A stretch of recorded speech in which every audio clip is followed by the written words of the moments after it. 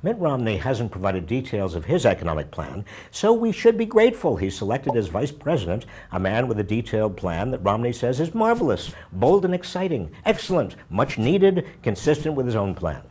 So let's take a look at the 5 basic features of this marvelous Ryan plan. First, it would boost unemployment because it slashes public spending next year and the year after when the economy is still likely to need a boost, not a fiscal drag.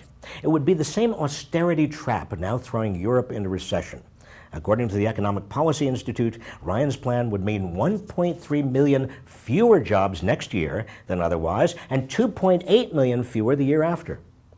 Second, Ryan would take from lower-income Americans and give to the rich, who already have the biggest share of America's total income and wealth in almost a century. His plan would raise taxes on families earning between $30,000 and $40,000 by almost $500 a year, and slash programs like Medicaid, food stamps, and children's health. And what would Ryan do with these savings? Reduce taxes on millionaires by an average of over $500,000 a year. Third, Ryan wants to turn Medicare into vouchers that won't keep up with the rising costs of health care, thereby shifting the burden onto seniors, ending their guaranteed health coverage and leaving them at the mercy of insurance companies.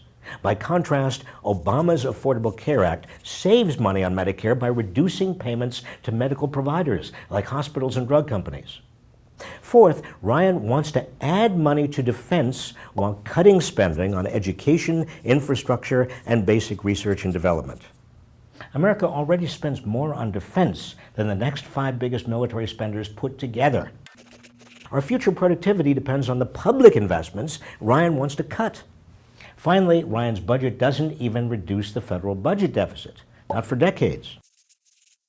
Remember, he's adding to military spending, giving huge additional tax cuts to the very rich, and stifling economic growth by cutting spending too early. The Center for Budget and Policy Priorities estimates that Ryan's roadmap would push public debt to over 175% of gross domestic product by 2050.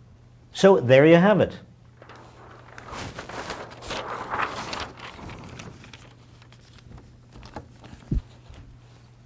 The Romney economic plan, and the 5 reasons why it would be a disaster for America.